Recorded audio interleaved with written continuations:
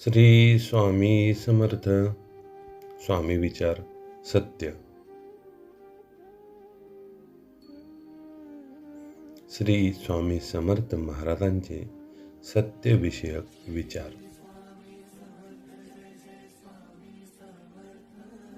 सत्याला आधार देणारा सदैव निर्भय असतो, कारण सत्य हेच त्याचे कवच असते.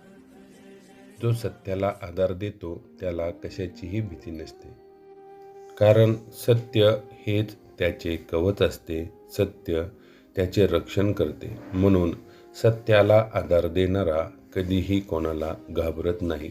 तो सदैव निर्भय असतो.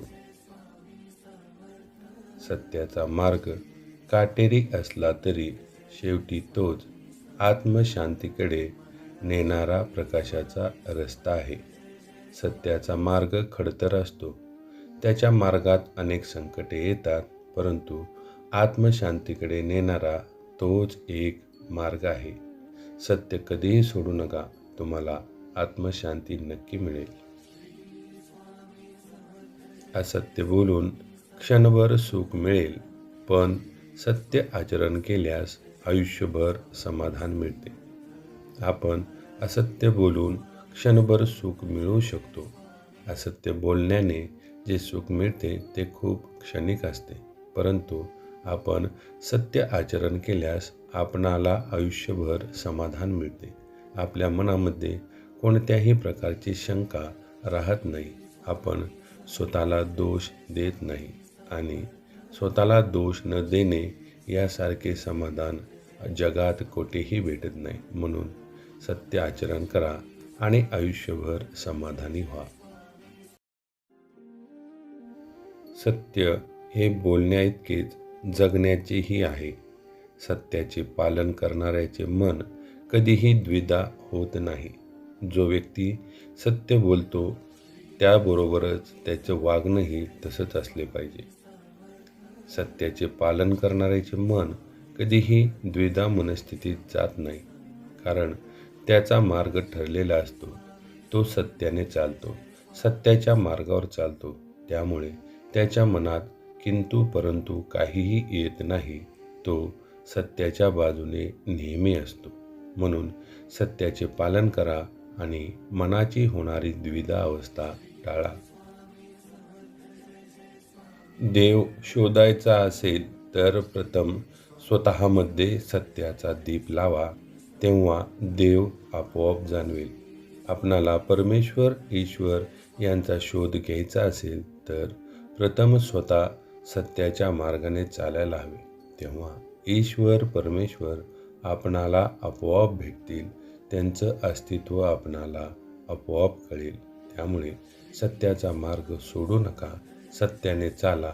परमेश्वर, ईश्वर आपणाला नक्की भेटतील. आपणाला कोणत्या ना कोणत्या स्वरूपात नक्की दर्शन देतील. जिभेवरचे सत्य कमी आणि मनातील सत्य अधिक महत्त्वाचे, कारण मनातील सत्यच कर्मात उतरते. आपण मुखाने सत्य बोलून उपयोग नाही, तर ते सत्य आपल्या मनात देखील असणे खूप महत्त्वाचे आहे. जर आपण मुखाने सत्य बोलू आणि आपल्या मनामध्ये खोटेपणा असेल तर ते सत्य काहीच कामाचे नाही. जिभेवरच्या सत्यापेक्षा मनातील सत्याला अधिक महत्त्व आहे, कारण मनातील सत्यच कर्मात उतरते. आपण मनात जो विचार करतो तो आपल्या आचरणात येतो. म्हणून जिभेवरचे सत्य कमी आणि मनातील सत्य अधिक महत्त्वाचे आहे. त्यामुळे मनामध्ये सतत सत्य, सतत खरेपणा असायला हवा. तो आपणाला तारणार. सत्याला भीती नसते, भीती असते ती असत्याला. म्हणून सत्यवचनी बना. सत्य कधीही घाबरत नाही. जो व्यक्ती सत्यपणाने, खरेपणाने वागतो त्याला कशाचीही भीती नसते.